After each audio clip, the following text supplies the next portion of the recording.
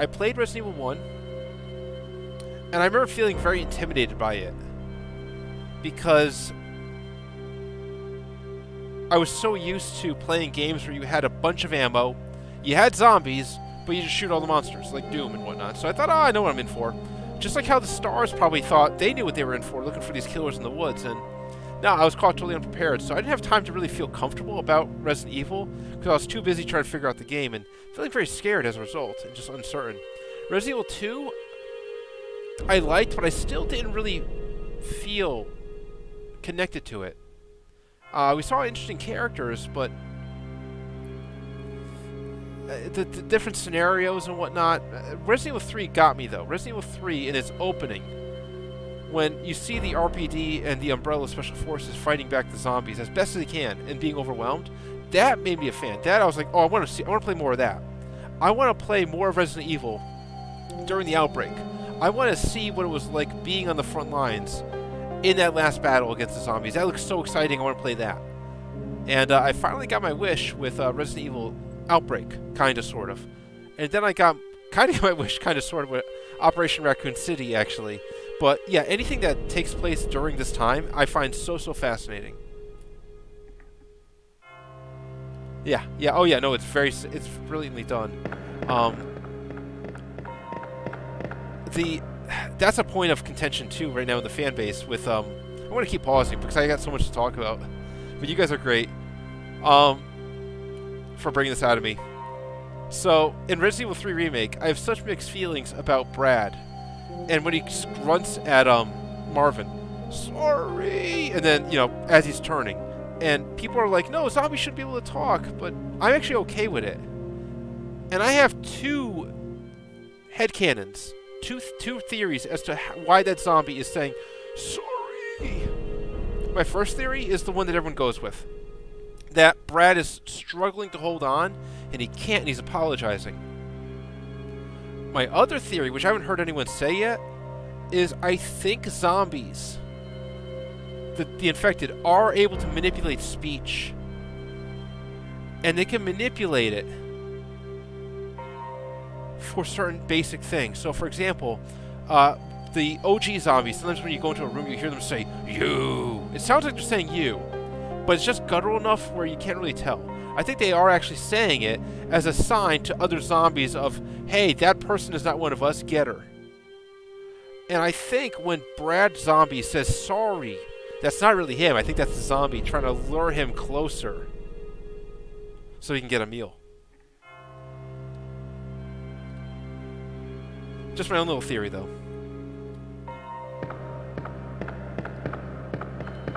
Yeah, no, a lot of people think there's some leeway. Resident Evil 2 Remake did an awesome job with Kendo and his daughter in showing that, actually.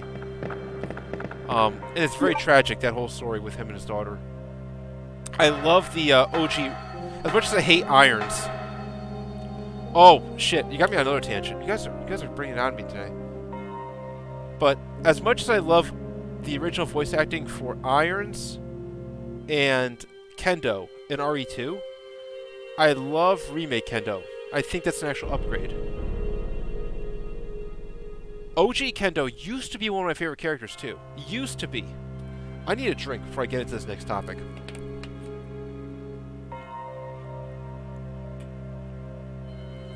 So, OG Resident Evil 2. Used to be my favorite character, Kendo. Or one of my favorite characters. Because when I played Resident Evil 2, I usually played Leon A, Claire B. I usually played where Leon encountered Kendo.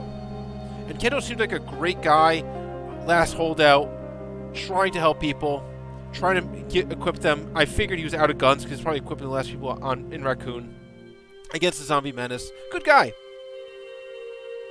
And then I played Claire A, and I encountered Kendo. And there's innuendo there. There's legit innuendo that's really creepy between him and Claire. I'm not sure how intentional it was, but it's good, but also creepy. It kind of changes Kendo's character a bit in a way that I think that wasn't really intended by Capcom. So, when Kendo first encounters Leon and Claire, he does the same thing. He goes over to the front of his store and locks the door. But when I was playing with Claire, that took a kind of a different connotation, especially as he's giving her pet names. He locks the door. He calls her, what is it, baby or something? I forget what. Don't you worry about that girlie. I'm keeping a close eye on things. He's talking very affectionately to her as he's locking the door. And it made me wonder, like, what kind of person is Kendo? Is he the kind of person that acts completely normal, wholesome around men, but the second he's alone with a woman?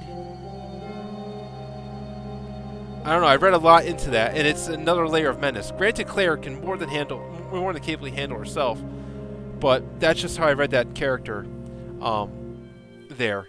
And that changed my opinion of Kendo. But Capcom makes it very clear that Kendo's a friend of Star's, best friend of Barry.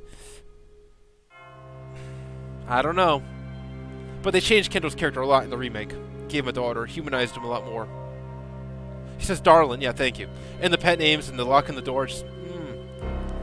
It was weird. It's fascinating how people can change depending on who he's with.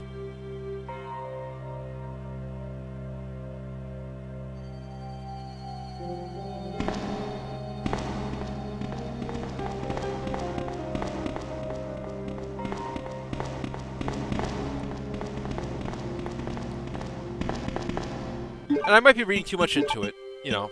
I totally possible. But that's the feeling I got. As a kid.